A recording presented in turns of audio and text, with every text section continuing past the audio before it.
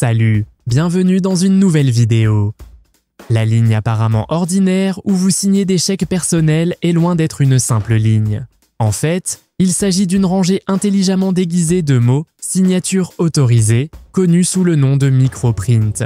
Cette fonctionnalité microprint est souvent accompagnée d'une bordure marquée MP représentant le nom de l'entreprise. Pour apprécier pleinement cette fonction de sécurité complexe, il faut l'examiner de près avec une loupe. Même si les chèques personnels peuvent sembler dépassés à l'ère du numérique, ils demeurent néanmoins essentiels.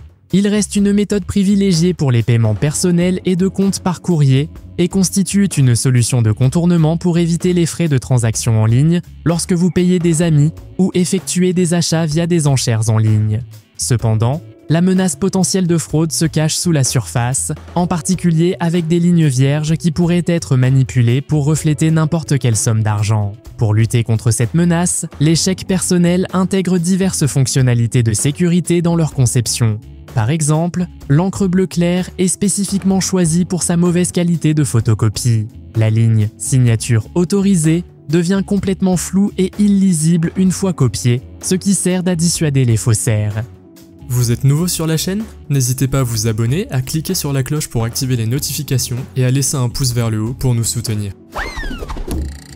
Où laissez-vous votre cuillère ou spatule en bois pendant que vous cuisinez? La mettez-vous sur l'évier ou la laissez-vous dans la casserole? Je vous conseille de ne pas faire cette dernière solution car vos ustensiles peuvent brûler ou même fondre sur la casserole. Le trou au bout du manche est destiné à y mettre votre louche. Mettez-la un peu en biais pour qu'elle y pende bien. De cette façon, votre évier ne sera plus sale et vos ustensiles resteront intacts. Mais bien sûr, vous pouvez aussi utiliser votre casserole pour qu'elle pende au trou.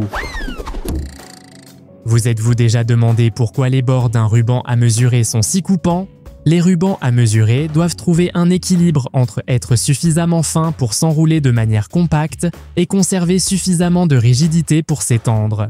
Ceci est réalisé en les fabriquant à partir de métal mince, permettant une flexibilité sans compromettre la durabilité. Mais la fonctionnalité d'un ruban à mesurer ne s'arrête pas là. Avez-vous déjà remarqué que le ruban d'un ruban à mesurer est courbé? Cette forme concave remplit une fonction cruciale. Elle permet de maintenir la rigidité du ruban lorsqu'il est étendu. La courbe permet au ruban de ressortir pendant la mesure, ce qui vous permet de lire plus facilement la mesure avec précision. De plus, si vous regardez attentivement le bas du crochet du ruban à mesurer, vous remarquerez un bord dentelé. Cette fonctionnalité n'est pas uniquement destinée à la décoration, il a une fonction pratique. Dans les situations où vous ne disposez pas d'un instrument de marquage, vous pouvez utiliser ce bord dentelé pour faire une marque sur le matériau à mesurer. Passez simplement le bord dentelé d'avant en arrière sur la surface, créant ainsi une marque temporaire pour référence. Avant que le vin ne soit stocké dans des bouteilles, nos ancêtres utilisaient d'autres choses pour les conserver et elles sont toutes intéressantes. Par exemple, les Géorgiens de l'an 6000 avant Jésus-Christ utilisaient des kvévris pour conserver leur vin. Les Égyptiens utilisaient des récipients en céramique qu'ils appelaient amphores. Ce n'est qu'au XVIIe siècle que les fabricants ont commencé à stocker le vin dans des bouteilles. Mais pourquoi les bouteilles de vin ont-elles une telle encoche sur le fond? Ces encoches sont en fait appelées punt et elles sont là pour un certain nombre de raisons. Lorsque le vin continue à fermenter au fil du temps, la pression peut s'accumuler à l'intérieur. Dans un sens, l'encoche rend la bouteille plus solide pour qu'elle puisse résister à la pression. Les encoches sont également là pour faire paraître la bouteille plus grande. Il s'agit également d'une sorte de stratégie marketing. On dit aussi qu'elles aident à refroidir plus rapidement car elles augmentent la surface de la bouteille. Une clôture de court de tennis constitue une limite cruciale qui entoure le terrain, offrant structure, sûreté et sécurité aux joueurs et aux spectateurs. Généralement constituées de chaînes métalliques ou de maillons de chaîne, ces clôtures sont reconnues pour leur durabilité et leur résistance au choc. Les dimensions de la clôture sont conçues pour englober toute l'aire de jeu, avec une longueur standard de 23 mètres et une largeur de 8 mètres. Les terrains en terre battue ou en gazon remplis de sable peuvent avoir une hauteur de clôture inférieure pour s'adapter aux rebonds réduits associés à ces surfaces. Une caractéristique distinctive que l'on retrouve souvent sur les clôtures des courts de tennis est une petite porte rectangulaire sur le côté. Cette porte répond à un objectif pratique qui va au-delà du simple accès au tribunal. Il est stratégiquement positionné pour faciliter l'enlèvement des débris, notamment des feuilles mortes, de la surface du terrain. Les feuilles et autres débris ont tendance à s'accumuler dans les coins du terrain, ce qui les rend difficiles à éliminer avec les méthodes traditionnelles de soufflage de feuilles. En intégrant une porte basse dans le coin de la clôture, les équipes de maintenance peuvent résoudre efficacement ce problème. Tout le monde a vu la petite poche dans les jeans. Vos poches arrière et avant sont pratiques pour y mettre votre téléphone ou votre portefeuille, mais ce petit morceau n'est pas vraiment pratique. Pourtant, la petite poche était vraiment utilisée. Vers les années 1830, les jeans ont été fabriqués comme pantalons de travail robustes pour les cow-boys. À cette époque, ils utilisaient encore une montre à gousset. Les grandes poches ont commencé à s'user et les cow-boys perdaient donc leur montre à gousset. Ils ont donc eu l'idée de faire une petite poche étanche. À l'origine, cette petite poche était donc destinée à une montre à gousset, mais de nos jours, on y met d'autres petites choses où on n'en fait plus rien. Depuis plus d'un siècle, Heinz est synonyme du numéro 57. Le slogan emblématique de l'entreprise 57 variétés a joué un rôle crucial dans la première stratégie marketing et est devenu la pierre angulaire de l'identité de la marque. Aujourd'hui encore, ce slogan orne les bouteilles de ketchup Heinz. Cependant, la vérité derrière le nombre 57 est loin de ce que l'on pourrait soupçonner. Lorsque le magnat des affaires de Pittsburgh, H.J. Heinz, a inventé le slogan en 1896, il n'existait en réalité pas 57 variétés de produits Heinz disponibles. Cela est resté vrai même avec l'introduction de la sauce Heinz 57 peu de temps après. Bien qu'il existe désormais des centaines de variantes Heinz, le nombre 57 persiste depuis 126 ans. Il est intéressant de noter que la signification du chiffre 57 ne repose pas sur une véritable énumération de produits. Au lieu de cela, il a été choisi arbitrairement par Henry Heinz lui-même, le fondateur de l'entreprise. Il ressentait un sentiment de mystique et de charme associé à ce chiffre, qui était une combinaison de son propre chiffre porte-bonheur, le 5, et du chiffre porte-bonheur de sa femme, le 7. Si vous regardez cette vidéo sur un PC ou sur un ordinateur portable, regardez le clavier. Les lettres F et J sont les seules touches qui comportent une ligne en relief. C'est pour les personnes qui tapent souvent en aveugle. De cette façon, elles savent dans quelle ligne elles se trouvent sans regarder. Lorsqu'elles sentent la pièce en relief, elles savent également où se trouvent toutes les autres lettres. C'est très pratique si vous voulez mon avis. Avez-vous déjà fait l'expérience de marcher jusqu'au parking et d'oublier où vous avez garé votre voiture ? C'est évidemment très ennuyeux lorsque vous ne pouvez pas trouver votre voiture. Et même si vous avez des clés de voiture à distance, si vous n'avez pas de portée, elles ne vous servent à rien. Mais il existe un moyen d'augmenter la portée de la télécommande. Cette idée vient d'un ingénieur radio nommé Tim Podzar. Tenez vos clés de voiture contre votre tête puis appuyez sur le bouton. C'est aussi simple que ça. Cela peut paraître invraisemblable, mais cela devrait vraiment fonctionner. Selon Tim, les fluides présents dans votre tête en font un bon conducteur et cela augmente la portée de la distance. C'est comme si vous utilisiez votre tête comme une antenne étendue. Pour de meilleurs résultats, vous pouvez également placer la partie métallique de la clé contre votre menton et ouvrir la bouche lorsque vous appuyez sur le bouton. Essayez-le et dites-moi dans les commentaires si cela a fonctionné. Avez-vous déjà remarqué de petits trous dans vos chaussures et pas à cause de vêtements trop épais? Les boucles pour chaussures sont également utiles lorsqu'il s'agit de faire la lessive. Après avoir lavé vos chaussures, vous pouvez les suspendre pour les faire sécher à l'aide des boucles. Dans certains pays, les propriétaires cousent des boucles en tissu sur leurs chaussures afin que chaque paire puisse être facilement identifiée et maintenue ensemble pendant le processus de lavage. Cela évite que les chaussures ne se mélangent et garantit que chaque paire reste intacte. Les boucles pour chaussures remplissent une autre fonction importante, en particulier pour les athlètes professionnels. Ils offrent un moyen pratique d'enfiler les lacets permettant de les nouer autour de la cheville. Cela améliore l'adhérence de la chaussure et évite que les lacets ne se coincent lors d'une activité physique intense. C'est une méthode simple mais efficace pour améliorer les performances et le confort pendant la pratique sportive. Vous avez peut-être remarqué que les boucles de chaussures sont généralement constituées d'un matériau réfléchissant. Ce n'est pas seulement à des fins esthétiques, mais sert également de dispositif de sécurité. Le matériau réfléchissant augmente la visibilité, surtout dans des conditions de faible luminosité. Ceci est particulièrement bénéfique pour ceux qui pratiquent des activités sportives nocturnes, comme faire du jogging autour du pâté de maison. Les boucles réfléchissantes vous permettent d'être vus par les autres, améliorant ainsi la sécurité globale. Vous êtes-vous déjà demandé pourquoi il y a un trou dans les bouchons de stylo? Vous pensez peut-être que les fabricants font un trou pour que le stylo sèche plus rapidement et que les clients doivent donc souvent acheter de nouveaux stylos, ou encore que cela empêche l'encre de sécher. Mais ce n'est pas tout à fait vrai. Beaucoup de gens mordent et mâchent leur stylo. Cela peut leur faire avaler le capuchon et s'étouffer avec. Cela coûte chaque année des milliers de vies dans le monde. Les fabricants ont pris leur responsabilité en faisant un trou dans le capuchon pour que vous puissiez encore avoir un peu d'air lorsque le capuchon reste coincé dans votre gorge. VAR signifie Video Assistant Referee, un système utilisé dans les matchs de football pour aider les arbitres à faire respecter les règles de la FIFA grâce à la révision vidéo. La VAR, agissant en tant qu'arbitre ayant un accès indépendant aux images du match, n'intervient qu'en cas d'erreur claire et évidente ou d'incident grave manqué. Opérant depuis la salle d'opération vidéo, la VAR est épaulée par un assistant et un opérateur de replay. Ils communiquent uniquement avec les arbitres sur le terrain via un système de boutons pour minimiser les distractions.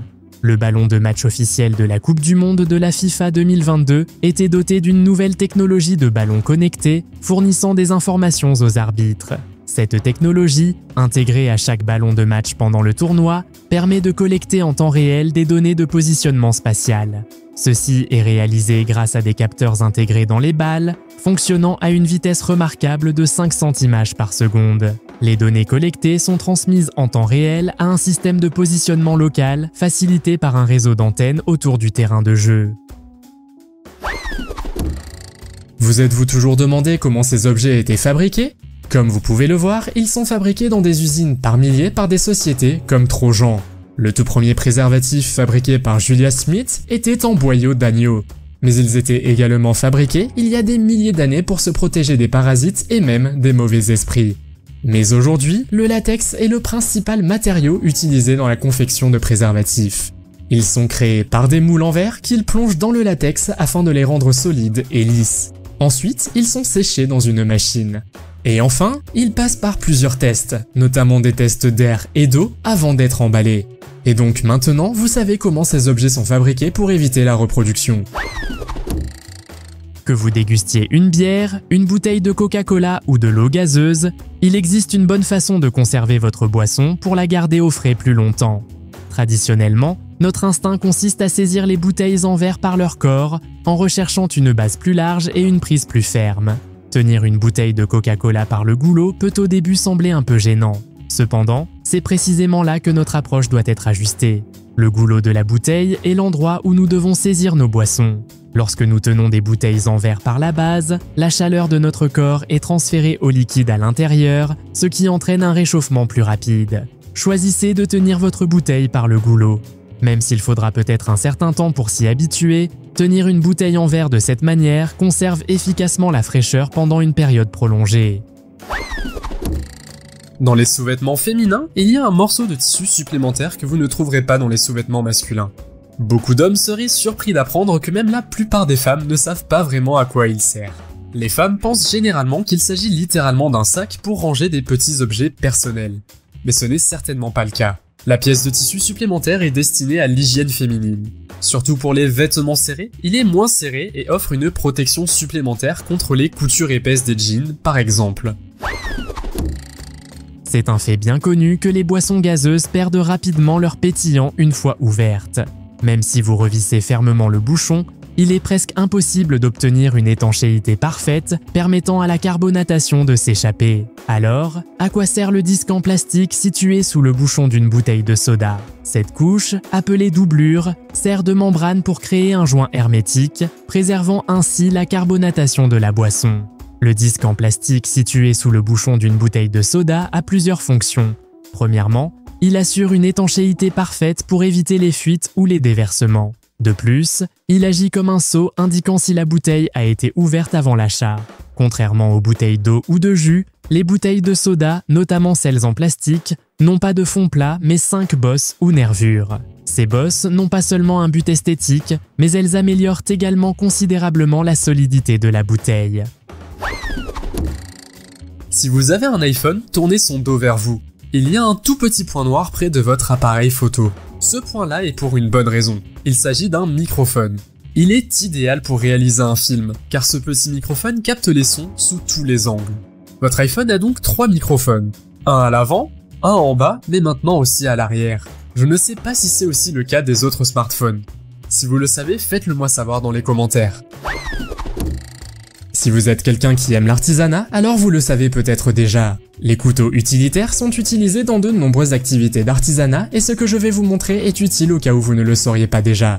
Le couteau extensible est un concept qui a été lancé en 1956 par le fabricant japonais Olfa Corporation. Lorsque la lame s'émousse, vous devez la casser. Vous pouvez normalement le faire avec d'autres outils.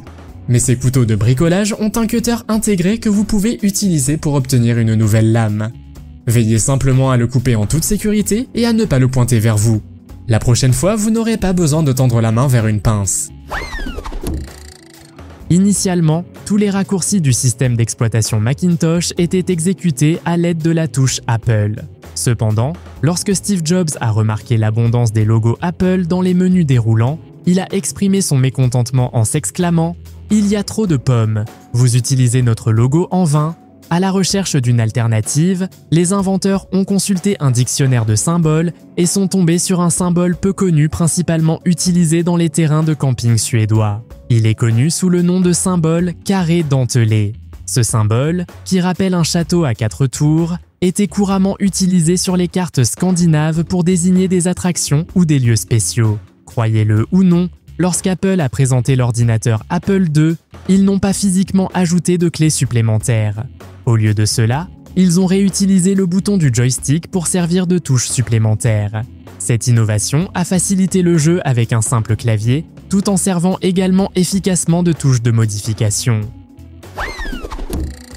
Nous connaissons tous les bonbons Tic Tac. Ils existent en différentes saveurs et sont présentés dans des boîtes rectangulaires. On les trouve presque toujours à la caisse d'un supermarché. Si vous voulez sortir les Tic Tac de la boîte, plusieurs d'entre eux finiront toujours dans votre main, et vous remettrez le reste dans la boîte ou vous les mettrez tous dans votre bouche en même temps. Mais la boîte a été très bien pensée. Dans le fermoir se trouve une sorte de récipient qui a exactement la taille d'un Tic Tac. Si vous inclinez la boîte dans la bonne position, un Tic Tac tombera dedans, ce qui vous évitera de vous donner du fil à retordre. Avez-vous déjà remarqué les petits poils en caoutchouc sur votre tout nouveau pneu de voiture? Alors que beaucoup ont émis l'hypothèse qu'ils servent d'indicateur de l'usure des pneus, aident à réduire le bruit ou facilitent la circulation de l'air, ces poils en caoutchouc ne remplissent en réalité aucune fonction de post-production. Ils sont simplement un sous-produit du processus de fabrication des pneus. Lors de la production de pneus, le caoutchouc est injecté dans un moule à pneus et la pression de l'air est utilisée pour répartir uniformément le caoutchouc liquide. Lorsque de la chaleur et de l'air sont appliqués, des bulles d'air peuvent se former entre le caoutchouc et le moule. Pour garantir que le moule est complètement rempli, de petits trous d'aération permettent à l'air de s'échapper, aidant ainsi à pousser le caoutchouc dans chaque crevasse. En conséquence, de minuscules particules de caoutchouc émergent de ces trous d'aération et se solidifient, collant au pneu une fois celui-ci retiré du moule. Avez-vous déjà mangé une sucette et vous êtes-vous toujours demandé pourquoi il y a un trou dans le bâton? Je vais vous le dire, mais d'abord je vais vous raconter l'histoire derrière la sucette. Voyez-vous, elle n'appartient pas au monde moderne. Il y a des milliers d'années, une version similaire de la sucette existait. En fait, les archéologues ont découvert que les anciens Chinois, Égyptiens et Arabes mangeaient déjà des sucettes. Seulement, il s'agissait de sucettes faites de fruits et de noix avec du miel. En 1908, la sucette telle que nous la connaissons aujourd'hui a été officiellement mise sur le marché. Lorsque vous terminez votre sucette et qu'il ne reste plus que le bâton, vous remarquez qu'il y a un trou dedans. Mais pourquoi? Le bonbon est fondu dans ce trou, de sorte que la sucette reste attachée au bâton. Si le trou n'existait pas, le bonbon pourrait probablement tomber. De nos jours, les protections anti-rats en métal sont devenues un accessoire presque indispensable pour sécuriser les amarres, des petits navires aux navires de croisière et cargos colossaux. Malgré leur nature apparemment simple, ces protecteurs n'étaient omniprésents que jusqu'à une époque relativement récente. Les premiers brevets pour des protections anti-rats pour les lignes d'amarrage n'ont été publiés qu'au début des années 1900. Avant ces développements, la vulnérabilité des navires amarrés aux ravageurs constituait une préoccupation persistante. Lorsqu'une péniche ou un autre navire est ancré le long du rivage avec des lignes d'amarrage, il constitue par inadvertance une voie pratique pour que les nuisibles montent à bord. Même lorsqu'ils sont solidement amarrés, les rats et les souris peuvent facilement se faufiler sur les cordages et trouver leur chemin à bord. En réponse à ce défi, une solution simple mais efficace a été conçue. Entré dans le pare-rat en forme de disque rond, un dispositif ingénieux conçu pour contrecarrer l'intrusion des rongeurs. Son utilisation est simple, il suffit d'ouvrir la porte, de glisser le disque sur votre amarre et de le relâcher pour dissuader efficacement les rongeurs. Vous avez sans doute remarqué qu'avec certains vêtements, vous obtenez un sac en plastique avec un bouton à l'intérieur, mais aussi un morceau de tissu supplémentaire. Vous pensez peut-être que ce morceau supplémentaire est destiné à réparer vos vêtements lorsqu'il y a un trou. Mais apparemment la vraie raison est que vous devez d'abord laver le tissu en machine à laver avant de porter votre nouvel achat. De cette façon, vous pouvez voir comment le tissu réagit à votre détergent. Il serait dommage que votre nouvel vêtement rétrécisse ou se décolore tout de suite. La carte du roi détient un statut particulier en tant que carte de cour la plus ancienne et la plus reconnue de l'histoire des cartes à jouer. Son origine remonte probablement au persan Ganjifei, où les rois étaient représentés assis sur des trônes, représentant leur rang supérieur. Les cartes à jouer ont voyagé partout dans le monde, et pratiquement toutes les cultures revendiquent une forme d'invention ou d'adaptation. Bien que les jeux de cartes contemporains comme le blackjack et le bridge jouissent d'une grande popularité, la conception complexe et la riche histoire derrière un jeu de cartes passe souvent inaperçue. La représentation de rois assis était répandue dans toute l'Europe, les Espagnols ayant introduit des rois debout au XVe siècle. À mesure que les traditions du jeu de cartes évoluaient, les Français ont développé leur propre modèle de jeu de cartes, inspiré des modèles espagnols antérieurs. Il est remarquable que de nombreux modèles de la cour espagnole aient été réutilisés lorsque les Français ont lancé leur système de cartes uniques vers 1480. En Angleterre, les importations de cartes en provenance de Rouen se sont poursuivies jusqu'au début du XVIIe siècle, lorsque les importations étrangères ont été interdites. La représentation distinctive du roi de cœur provient de siècles de copies imparfaites par les cartographes anglais. Au fil du temps, la hache du roi s'est obscurcie, créant l'illusion qu'il se poignarde la tête avec son épée. Vous n'y avez probablement jamais pensé, mais la languette sur une canette a une fonction bien précise et particulièrement utile. Il y a un trou dans la languette et le trou est destiné à y faire passer votre paille. Nous savons tous combien il est ennuyeux que votre paille s'élève, que vous la manquiez ou qu'elle soit emportée par le vent. À mon avis, c'est une solution parfaite et très pratique si vous ne le saviez pas déjà. Vous pouvez aussi utiliser le trou pour accrocher quelque chose derrière pour ouvrir la boîte. Pensez par exemple aux filles qui ont les ongles longs ou aux personnes souffrant de rhumatisme qui ne peuvent pas l'ouvrir facilement. Avez-vous déjà pris l'avion pour vous rendre dans un autre pays? Si oui, avez-vous déjà remarqué qu'il y a un petit trou en bas au milieu de la fenêtre? Et si oui, vous êtes-vous déjà demandé quelle pourrait être son utilité? Ne vous inquiétez pas, pour vous rassurer, ce trou n'est pas du tout dangereux. En fait, l'avion en a besoin pour que tout le monde reste en sécurité. Ce petit trou s'appelle en fait un trou d'aération. Et son rôle principal est d'aider à réguler les changements de pression lorsque l'avion atteint une certaine altitude.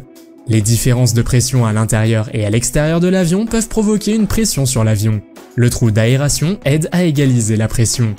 Non seulement cela, mais il contrôle également les différences de température. Sans ce petit trou, les fenêtres de l'avion s'emburraient très facilement et vous ne pourriez alors pas profiter de la vue en plein vol. Donc, comme vous pouvez l'entendre, le petit trou joue un rôle important en vol. Il s'avère que beaucoup d'entre nous portent mal leurs serviettes après avoir pris une douche pendant tout ce temps. Une révélation a fait surface sur TikTok, gracieuseté de Braden Singley, qui a partagé une méthode révolutionnaire pour enrouler solidement une serviette autour de la taille sans qu'elle ne glisse. Comme tant d'autres, il a enroulé la serviette autour de son corps après la douche, rentrant l'excédent de tissu. Cependant, il s'est vite rendu compte que cette méthode ne faisait que défaire la serviette et finalement la faire tomber. À la recherche d'une solution, il a mis au point une nouvelle technique. Il a rentré l'excédent de tissu dans la serviette et l'a enroulé plusieurs fois. Il est intéressant de noter que la révélation de Braden a suscité la reconnaissance, notamment de la part de certains téléspectateurs affirmant avoir été au courant de cette astuce depuis le début. Néanmoins, sa vidéo TikTok a sans aucun doute mis en lumière une méthode pratique et efficace pour garantir que les serviettes restent bien enroulées autour de la taille. Avez-vous déjà remarqué qu'il y a des brosses sur les côtés d'un escalier roulant? Je pense que la plupart des gens pensent que ces brosses sont destinées à empêcher la saleté de pénétrer dans vos chaussures ou à les faire nettoyer. Mais ce n'est pas vraiment le cas. Ces brosses sont là parce qu'il y a un espace entre l'escalier et le côté qui peut être dangereux si, par exemple, les animaux ou les enfants ne font pas attention. De plus, vos lacets peuvent se coincer ou vos affaires peuvent tomber entre les deux. Les brosses des escaliers mécaniques sont donc là pour votre sécurité. Il y a des moments où vous n'avez pas forcément envie que vos bananes soient trop mûres. Mais à mesure que les bananes mûrissent, elles libèrent de l'éthylène gazeux, ce qui les fait brunir. Heureusement, il existe des méthodes pour ralentir ce processus de brunissement. Une approche consiste à enrouler une pellicule plastique autour de la couronne des bananes, là où le régime est maintenu ensemble. Cela contribue à réduire le dégagement d'éthylène gazeux et ralentit ainsi le processus de maturation. Une autre technique consiste à séparer les bananes du régime et à les stocker individuellement. Étant donné que les bananes émettent des niveaux élevés d'éthylène, leur séparation peut minimiser la concentration de gaz et ainsi ralentir le processus de brunissement. De plus, il est crucial de ne pas exposer les bananes à des environnements humides car cela pourrait accélérer leur maturation. Conservez-les plutôt dans un contenant hermétique pour conserver leur fraîcheur plus longtemps. Pour des durées de conservation encore plus longues, pensez à congeler vos bananes. La congélation ralentit non seulement le processus de maturation, mais vous permet également de les déguster dans des smoothies ou des pâtisseries quand vous le souhaitez. Prêtez une attention particulière à ce sujet, car pour tous ceux qui sont souvent en voiture, cela pourrait leur sauver la vie. En effet, dans de nombreuses voitures, vous pouvez détacher l'appui-tête et l'utiliser en cas d'urgence pour briser la vitre de votre voiture. Mais selon les experts, ce n'est pas la raison d'être de l'appui-tête. L'appui-tête a été installé de manière à pouvoir être facilement ajusté et retiré pour être nettoyé. Le but de l'appui-tête est d'éviter le coup du lapin. Mais si jamais vous avez un problème, vous connaissez maintenant un moyen de vous échapper de la voiture. Il suffit de taper l'appui-tête sur un coin de la fenêtre pour que le verre se brise. Ainsi, si vous êtes coincé dans votre voiture, voici un moyen d'en sortir. Comment pouvons-nous empêcher les conducteurs somnolents ou distraits de provoquer des accidents ? Une stratégie efficace consiste à installer des bandes rugueuses le long des accotements routiers. Ces bandes, constituées de motifs surélevés ou rainurés dans la chaussée, produisent un grondement et une vibration audible dans le volant lorsqu'un véhicule roule dessus. Le retour sensoriel peut réveiller un conducteur somnolent, ce qui lui donne un moment crucial pour reprendre le contrôle du véhicule et éviter un accident potentiel. Ces collisions en bordure de route ont des conséquences dévastatrices et constituent une part importante des décès sur les routes à l'échelle nationale, en particulier dans les zones rurales. La National Highway Traffic Safety Administration estime que la mise en place de bandes sonores pourrait réduire de moitié le nombre d'accidents. De plus, les bandes rugueuses offrent des avantages de sécurité supplémentaires au-delà de la simple prévention des accidents dus à une conduite somnolente. Lorsqu'ils sont installés dans les voies de circulation, ils peuvent alerter les conducteurs des conditions de circulation changeantes, comme la réduction de la vitesse à l'approche des péages ou des intersections avec des feux de circulation. Les chapeaux sont bien sûr souvent utilisés en hiver quand il fait froid, mais ils sont aussi utilisés comme complément à une tenue. On voit passer beaucoup de chapeaux avec un pompon. C'est une boule sur un chapeau et on pourrait croire que c'est uniquement pour la décoration. Or, ce n'est pas le cas. Il y a bien des années, les marins des bidonvilles devaient porter ces chapeaux et s'ils en prenaient grand plaisir, ils pouvaient également se cogner la tête. Le pompon leur donnait juste un peu de protection supplémentaire dont ils avaient besoin, et donc il n'est pas seulement beau et drôle, mais il vous protège également. Vous avez probablement 1 ou 2 bouteilles de désinfectant pour les mains qui traînent dans la maison. Mais saviez-vous que le désinfectant pour les mains, en plus d'être idéal pour se nettoyer les mains en déplacement, sert également de détachant polyvalent ? Étant donné que l'ingrédient principal de la plupart des désinfectants pour les mains est l'alcool, il peut s'attaquer à diverses tâches, un peu comme le peut l'alcool à friction. Cela signifie que vous pouvez compter sur lui pour éliminer les taches d'encre, les taches de sauce piquante, la graisse, les taches d'herbe et presque tout type de maquillage, y compris le rouge à lèvres. Le désinfectant pour les mains peut même percer les taches ternes sur l'argent. Au lieu de dépenser de l'argent en liquide coûteux, nettoyant pour lunettes, utilisez simplement un désinfectant pour les mains pour éliminer les empreintes digitales et les résidus de laque de vos lunettes. Et si vous êtes pressé et oubliez votre déodorant, le désinfectant pour les mains peut vous laisser une odeur fraîche en combattant les bactéries qui causent les odeurs sous vos aisselles. L'application d'un peu de désinfectant pour les mains peut également soulager l'inflammation causée par les boutons et les piqûres d'insectes. De plus, si vous n'avez plus de shampoing sec, le désinfectant pour les mains peut vous aider à rafraîchir vos cheveux. Massez simplement une petite quantité sur votre cuir chevelu pour une solution rapide. Enfin, si votre miroir est aspergé de laque, un désinfectant pour les mains peut venir à votre secours. Appliquez-en un peu sur un morceau de papier absorbant et essuyez le miroir pour lui redonner son éclat sans effort. De nombreux cadenas ont un petit trou à côté de la serrure. Parfois, ils peuvent aussi être sur le côté. Le petit trou situé au bas ou sur le côté d'un cadenas sert en réalité à lubrifier la serrure ou à l'huiler, de sorte à ce qu'elle s'ouvre plus facilement lorsque vous ouvrez la serrure avec la clé. Le trou sert également de filtre lorsque la serrure est utilisée sous l'eau. Les donuts sont l'une des brioches frites les plus populaires au monde, non seulement en raison de leur saveur, mais aussi parce qu'ils ont un trou au milieu. L'histoire commence avec le marin américain Hanson Gregory qui a inventé le donut à l'âge de 16 ans. Selon une théorie, il était à bord d'un navire et pendant une tempête, il a transpercé son sandwich sur une roue pour pouvoir le manger plus tard. Mais pourquoi les beignets ont-ils des trous de nos jours? Le problème est que la partie centrale du beignet ne cuisait pas correctement. L'idée était donc de faire un trou au milieu pour que le beignet soit cuit uniformément. C'est un désagrément courant. Vous semblez ne jamais avoir la bonne pièce avec vous lorsque vous en avez le plus besoin, surtout lorsque vous faites vos courses. Alors que de plus en plus de gens préfèrent les paiements numériques aux paiements en espèces, un hack de vie pratique est apparu pour aider ceux qui manquent de pièces. Un individu inventif, confronté au problème de ne pas avoir de pièces de monnaie pour une fente à pièces, a simplement utilisé l'extrémité arrondie d'une vieille clé. Au fait, vous êtes-vous déjà demandé à quoi servent les boucles sur les caddies? Contrairement à ce que pensent beaucoup de gens, ils ne sont pas destinés à sécuriser les sièges d'auto. Au lieu de cela, ces boucles, que l'on trouve généralement à l'arrière des sièges pour enfants, remplissent une fonction pratique. Elles sont conçues pour maintenir vos manteaux et vos sacs de courses, gardant vos viandes, collations, fruits et articles parfumés séparés et organisés pendant que vous faites vos courses. Alors, la prochaine fois que vous irez au supermarché, utilisez ces boucles pratiques pour améliorer votre expérience de magasinage. Je suis sûr que je ne suis pas le seul à penser que la boîte que vous emportez avec vous est censée être mangée tout de suite. Si vous commandez des nouilles ou si vous les récupérez quelque part, je suis sûr que vous avez remarqué que vous recevez toujours la nourriture dans ces boîtes. Cette boîte doit être pliée pour faciliter la consommation. En dépliant la boîte, elle devient une assiette à emporter. Personnellement, je n'ai jamais vu personne faire cela avant, mais maintenant que vous savez à quoi cela sert, vous pouvez essayer la prochaine fois. Bon appétit! La prochaine fois que vous approcherez d'un passage pour piétons, prenez le temps d'inspecter attentivement le feu de circulation. Vous découvrirez peut-être une fonctionnalité discrète mais cruciale, un bouton caché conçu pour aider les personnes malvoyantes ou aveugles. Ce mécanisme innovant leur permet de sentir et de comprendre que la circulation s'est arrêtée, ce qui indique qu'il est possible de traverser en toute sécurité.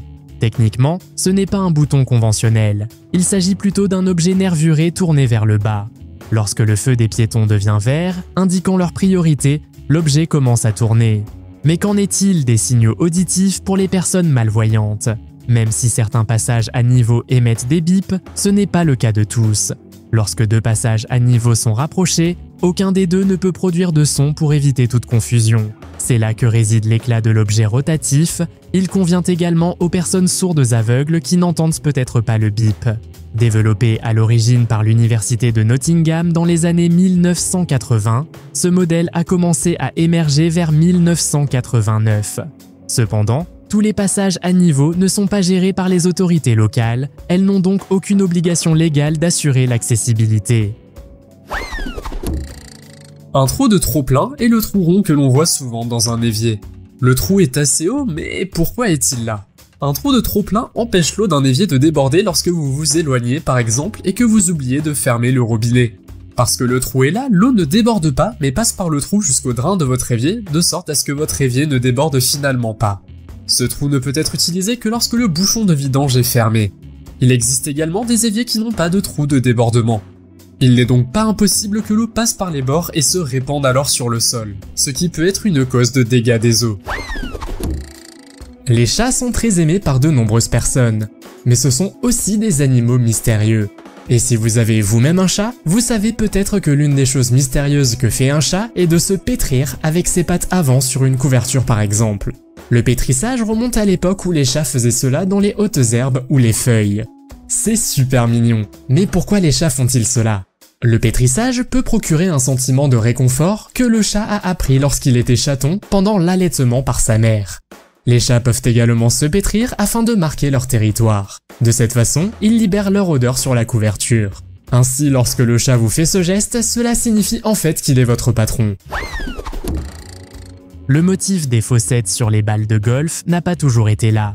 Mais comme les fabricants ont reconnu à quel point ils sont essentiels à la performance, ils ont depuis lors intentionnellement incorporé des alvéoles dans leur conception. Chaque fossette est placée de manière précise et symétrique pour optimiser l'aérodynamisme du ballon, ce qui entraîne des caractéristiques de vol améliorées. Les alvéoles interagissent avec l'air ambiant, créant des microturbulences qui permettent à la balle de se déplacer de manière plus efficace et plus prévisible dans les airs. En gardant le flux d'air plus proche de la balle, les alvéoles réduisent la traînée, fournissent un effet arrière et génèrent des poches de turbulence qui créent de la portance, permettant à la balle de voler plus haut. J'aime énormément les spaghettis, de préférence avec de la viande hachée et du ketchup, mais j'en prépare toujours beaucoup trop. Heureusement, j'ai pu trouver une solution en ligne pour pallier à ça. Une cuillère à spaghettis a un trou. Au début, je pensais que ce trou permettrait de laisser les pâtes s'échapper, parce que l'eau passerait alors à travers le trou. Mais ce n'est finalement pas le cas. Cette cuillère vous empêche en fait de préparer trop de spaghettis. Le trou rond est une mesure pour une seule personne. Vous pouvez donc mesurer exactement la quantité de spaghettis dont vous avez besoin pour le nombre de personnes pour lesquelles vous préparez le plat.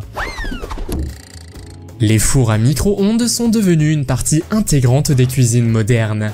Grâce à l'ingénieur américain Percy Spencer, le monde d'aujourd'hui peut profiter de cette technologie étonnante. En 1946, le premier micro-ondes a été vendu sous le brevet Radarange. Vous vous êtes peut-être demandé pourquoi les fours à micro-ondes sont dotés d'une sorte de grille. Ce filet est conçu pour que vous puissiez regarder à travers et voir vos aliments. Mais la grille empêche également les micro-ondes de s'échapper et les radiations de rester à l'intérieur. Vous ne pensez probablement pas à vos écouteurs. Vous les mettez dans vos oreilles, montez la musique et vous dirigez vers la salle de sport ou partout où vous allez. Mais si vous avez déjà regardé les écouteurs de plus près, vous avez peut-être remarqué quelques trous supplémentaires dans le boîtier en plastique. Vous êtes-vous déjà demandé à quoi ils servaient? En fait, ils ne sont pas destinés au microphone. Ces trous sont en fait là pour permettre à l'air d'entrer. La ventilation aide le haut-parleur à bouger plus librement, ce qui entraîne des basses plus profondes et une acoustique améliorée. Des trous similaires se retrouvent souvent dans la conception d'autres écouteurs, servant à diverses fins. Par exemple, améliorer la qualité du son, soulager la pression sur le tympan et autoriser les sons ambiants pour des raisons de sécurité. Ces trous facilitent l'échange d'air, une fonction également courante dans les enceintes domestiques et automobiles. Lequel de ces éléments vous a le plus surpris et lequel allez-vous utiliser? Faites-le moi savoir dans les commentaires. Si vous avez aimé cette vidéo, mettez un pouce en l'air. Si vous voulez voir d'autres vidéos que nous avons réalisées, cliquez sur l'une d'entre elles à l'écran ou jetez un coup d'œil à la chaîne. Merci d'avoir regardé et à la prochaine.